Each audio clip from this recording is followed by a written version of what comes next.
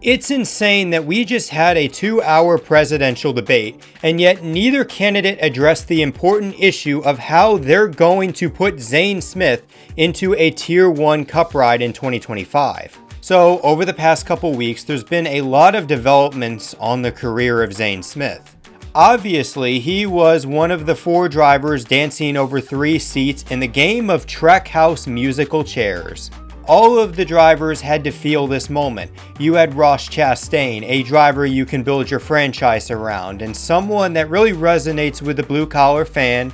Daniel Suarez having a thrilling finish that put him in the playoffs, and a guy that Trackhouse can market to sponsors. Shane Van Gisbergen doing the impossible, winning his first ever NASCAR Cup Series race. Then there was Zane Smith, the 2022 Truck Series champion, competing in his Cup rookie season in a less than stellar opportunity, paired with a rookie crew chief and an organization in development. This combination led to Zane Smith being the worst driver in the NASCAR Cup Series in the first half of the regular season. Although he's a driver that has shown that he can improve in the second half, he's gotten top 10s and has taken that Spire Motorsports car beyond where it usually runs. Unfortunately, by the time Fireball stopped blaring over the speakers and the drivers scrambled to their chairs, it was Zane Smith that was the odd man out. Just 1 year after calling Trackhouse his dream opportunity in an emotional press conference that touched a lot of nerves, Zane Smith was released from his contract. To me, Zane Smith was sold a dream. He was going to be a guy to compete for wins and championships with one of NASCAR's flashiest teams. Apparently, it was too good to be true, like that one corporate job that sells you a life of travel and free lunches just to stick you in the cubicle doing job postings by day 3. The divorce of Zane Smith and Justin Marks was just as messy as Jeff Gordon's to Brooke Seeley, except in this case, you know what? At least Zane didn't lose $15.3 million in assets. That's gotta be nice. However, what Zane Smith would lose instead is a lot of opportunities. When Zane Smith put his Sharpie on the paper and signed that deal to be a Trackhouse Racing driver, he closed a lot of doors so that Justin Marks could let him enter the door of Trackhouse. Just going off that notion, it seems a bit shady for Justin Marks to say, you know what, Zane Smith, you're going to be a Trackhouse driver, and then not even a year later, there's no more room at the inn, so guess what, you're out. And then also another thing that people don't touch on is that it is so late in NASCAR Silly season. I don't understand why it took Trackhouse this long to officially make the decision, because if this would have been done a bit earlier, Zane Smith might have had a fighting chance to go get an opportunity elsewhere. But you know what? At the end of the day, we can whine and we can complain about how unethical this is. But you know what? In business, unethical doesn't mean illegal. It is crummy, it is horrible, but at the end of the day, Trackhouse probably had the legal framework to release Zane Smith from their contract. And so, you know what? Zane Smith was sold a dream and it turned out to be an absolute nightmare. Although that's just a part of the ebbs and flows of racing. When one door closes, chances are another door opens, and it seemed like for Zane Smith that opportunity was going to be back at Front Row Motorsports in a Tier 1 Cup car. Zane Smith seemed like a natural fit to reunite with Bob Jenkins and try to re-encapsulate what the two did in the 2022 Truck Series Championship.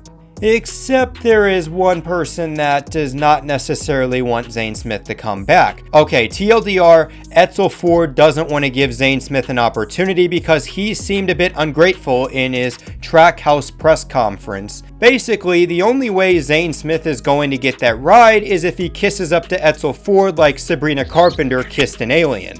Now look, as much as I want to side with Zane Smith and say, oh, he was dealt a crummy hand, these crooks in NASCAR are gatekeeping Zane Smith from a top tier ride.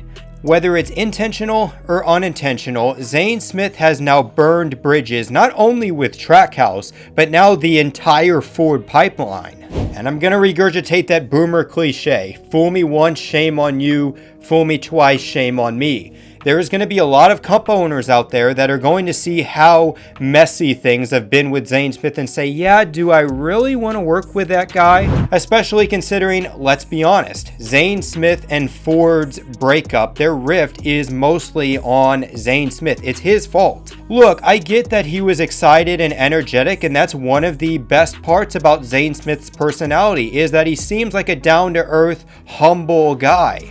However, Zane Smith completely ignored NASCAR politics, and I don't understand why there wasn't a PR guy or girl to sit there and say, you need to thank Ford and Front Row Motorsports for giving you your first opportunity in a Cup ride, your first start with RFK Racing, and then the opportunity to go pursue the championship with Front Row Motorsports in the Truck Series.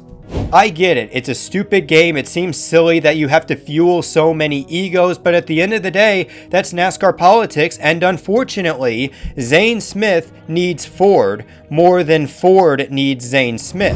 When you look at the NASCAR Cup Series for 2025, the rides are like water, and right now, Zane Smith finds himself in the Sahara Desert. Ford is the only manufacturer that has open seats, and we all know what Ford thinks about Zane Smith. We hate you, you're stupid, you're ugly, leave! He doesn't have the opportunities, he doesn't have the sponsorship because likely Focused Health is going to follow Shane Van Gisbergen to Trackhouse. Yeah, maybe Ambetter Health follows him, but man, it is going to be tough to get a company to back Zane Smith for 20 plus races, considering that he is the worst driver in NASCAR this season when it comes to the points. I think Zane Smith is at a point in his Cup career where he got his shot in Cup. Now the sponsorship is starting to dry up, the opportunities are gone, and unfortunately we are seeing the manufacturers look younger and younger at guys like Corey Day, Connor Zilisch, Brett Cruz. I think Zane Smith is going to have the spirit of a Trump supporter to keep his Cup Series career alive.